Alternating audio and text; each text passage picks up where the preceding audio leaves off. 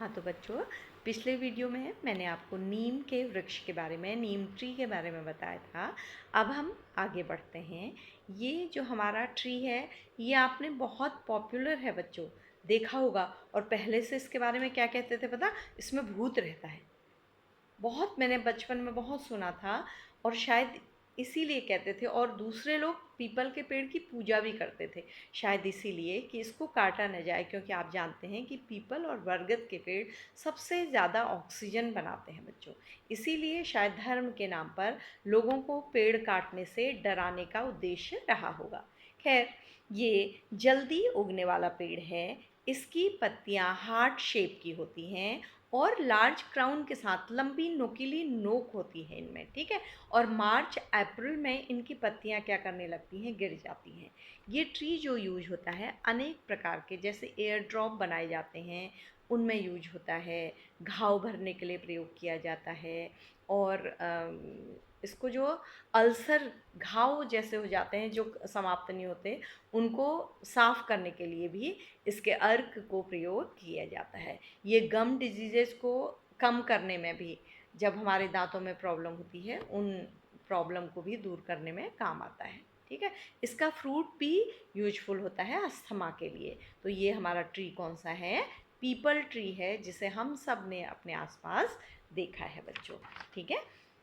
तो आपको ये पता क्यों पढ़ाया जाता है, इतना इम्पोर्टेंट, कि आप भी इन ट्रीज के महत्व को समझ सकें और इनको प्रोटेक्ट करने का काम कर सकें, इनको लगाने का काम कर सकें। तो बच्चों, अगला हमारा जो ट्री है वो है यूकेलिप्टस प्लांट। बहुत ही फेमस प्लांट है।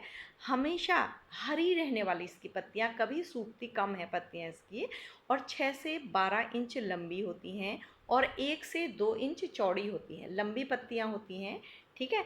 और जब बड़ी हो जाते हैं ये वृक्ष, तो इनकी जो 300 फीट तक इसकी हाइट हो सकती है। हर वृक्ष की नहीं होती है, लेकिन जो पूरा हाइट में होता है उसकी हाइट इतनी होती है। इसका पेपर बनते हैं, और इसके जो तना जो होता है, उसके पोल जो बनते हैं, वो हाउस जो मटेरियल जो बनाने में काम आते हैं, जैसे मैन्युफैक्चरिंग के काम आते हैं, घर बनाने के काम आते हैं, ठीक है। और ये एंटीसेप्टिक की तरह काम करता है, ब्लड साफ़ करता है, शुगर लेवल को हमारे ठीक रखता है। तो इस तरह से अस्थमा में भी काम लाया जाता है। इसका ऑयल भी होता है बच्चों, जिसे अस्थमेटिक या दर्द के लिए भी प्रयोग किया जाता है। तो ये कौन सा ट्री है? यूकेलिप्टस ट्री है। अगला हम आएंगे, अगला ट्री है हमारा महगनी। तो ये ट्री भी बहुत ही पॉपुलर ट्री है। इसकी छाल घाव भरने के काम आती है, एनीमिया, फीवर, डिसेंट्री में काम आता है ये। इससे म्यूज़िकल इंस्ट्रूमेंट बनते हैं, बोर्ड बनते हैं, फर्नीचर बनते हैं। ये पूरे भारत में पाया जाता है। ये जो इसका ऊपरी भाग होता है बच्चों, वो गोलाई में फैला होता है, इस तरह से फैला होता है। आपने देखा होगा कुछ ट्री की जो शेप होती है वो इस तरह से होती है, लेकिन ये कैसे फैला होता है? इस तरह से गोलाई में फैला होता है। तो इसे क्या कहते हैं? महगनी ट्री कहते हैं। अगला हमारा ट्री है जिसकी हाइट, रोजवुड है बच्चों अगला, जिसकी हाइट 25 मीटर होती है, और उसका डायमीटर, उसकी जो मोटाई होती है वो 3 मीटर तक होती है। ये इसके जो फ्लावर्स होते हैं वो पिंक और वाइट होते हैं। यह जलाने के काम आता है, प्लाईवुड के काम आता है, फर्नीचर के काम आता है। मतलब इसका जो वुड होता है वो हार्ड होता है। इससे म्यूजिकल इंस्ट्रूमेंट भी बनते हैं, फर्नीचर भी बनते हैं। ये एक्ने, मतलब स्किन डिजीजेज के लिए बहुत इंपॉर्टेंट होता है। स्किन को प्रोटेक्ट करने के लिए, स्किन डिजीज के लिए इंपॉर्टेंट होता है। तो इसे क्या कहा जाता है बच्चों? रोज़ वुड, ठीक है। अगला 7th जो हमारा है, मुझे लगता है ये आखिरी है हमारा आज का जो क्वेश्चन है। ये जो ट्री होता है बच्चों, ये सेंट्रल इंडिया में, मध्य भारत में ग्रो करता है। ये जो ट्री होता है ये 25 मीटर तक बढ़ सकता है हाइट में। इसके जो फ्लावर्स होते हैं वो वाइट होते हैं और ट्यूब के आकार के होते हैं, ऐसे गोलाई लिए होते हैं बच्चों। ट्यूब मतलब क्या होते हैं? बीच में होल होता है और ट्यूब के आकार के फ्लावर्स होते हैं। और फ्रैग्रेंस होती है, इनमें खुशबू होती है।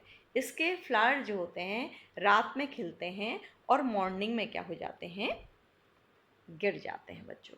ये होता है कॉर्क, ठीक है, कॉर्क ट्री कहा जाता है इसको, कॉर्क ट्री। तो आपको नीचे सारे बॉक्स में सारे ट्री दिए गए हैं। मैंने आपको एक एक करके सारे ट्री पढ़ा दिए हैं बच्चों। अगर आपके पास बुक है तो आप इस बुक को पेंसिल से भर लीजिएगा, और अगर आपके पास बुक नहीं है तो मैं ये फ़ोटो आपके लिए भेज रही हूँ बच्चों। इसमें आंसर्स भी लिखे हुए हैं, बुक के पेजेस की फ़ोटो है, क्योंकि ये बुक ऑनलाइन मुझसे डाउनलोड नहीं हुई, शायद ये बुक है ही नहीं, एनसीईआरटी में नहीं है तो डाउनलोड नहीं हो रही है। तो अगर आपके पास बुक नहीं है तो प्रॉपर एक कॉपी बनाइएगा, उसमें सारे क्वेश्चंस के आंसर लिख लीजिएगा।